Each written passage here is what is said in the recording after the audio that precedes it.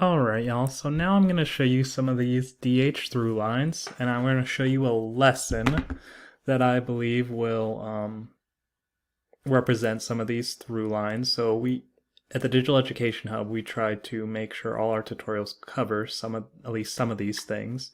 So what I'm going to do is cover the bottom three through lines you see here. Intentional use of technology, which our intentional use of technology would be Pear Deck. Deep and transformational learning, and then equitable practices and systems. So I'll cover these two first. Like I said, this one will be intentional use of Pear Deck.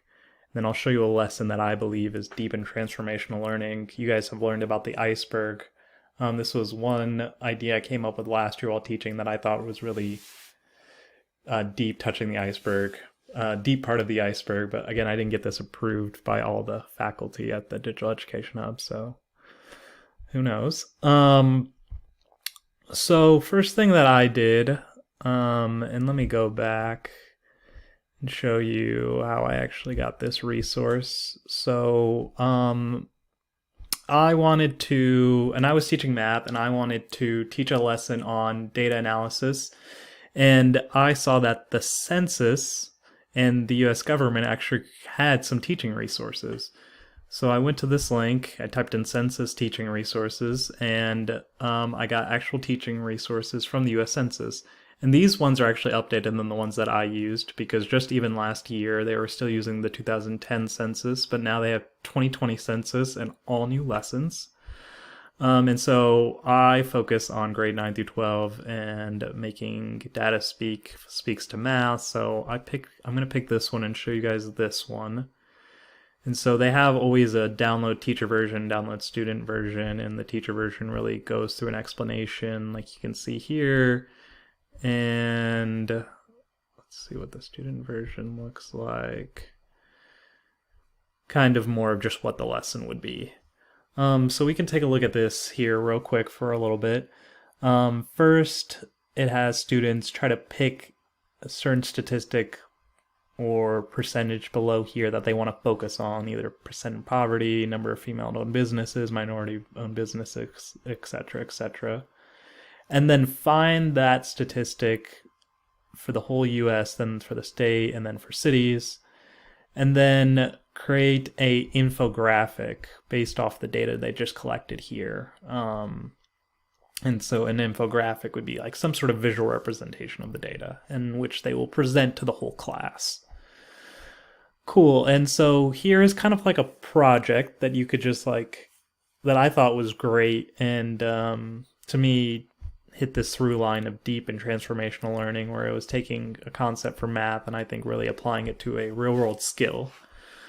But one thing that I felt like a lot of teachers would potentially complain about or not want to implement this lesson is because they would think that students would not be able to handle like a project like this all by themselves. Like teachers would think, oh, if I gave a student a week to do this task, do I really think they would be able to do this task? And that's, I think, a reasonable thing to think about. Like some teachers might have actually implemented a lesson like this and it went super poorly because students weren't able to plan out their time. I think some students would do well on a project like this, but it all has to do with their background. If students are just used to a direct instruction their whole school career, then giving them an independent project like this will be a struggle. So that's where I think Pear Deck comes in. And I think the intentional use of Pear Deck on a lesson like this can be incredibly helpful. You can break up a lesson like this into slides, and using that the teacher version, you can actually see what instructions they would give you for this lesson, and you can implement it in your Pear Deck.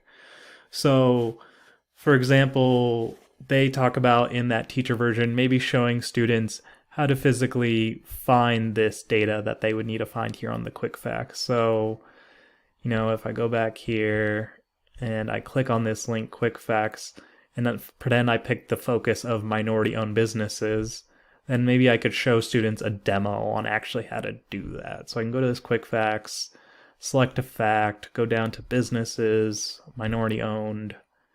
I want to find it for my city of Indianapolis. So I'll type in Indianapolis, and then boom.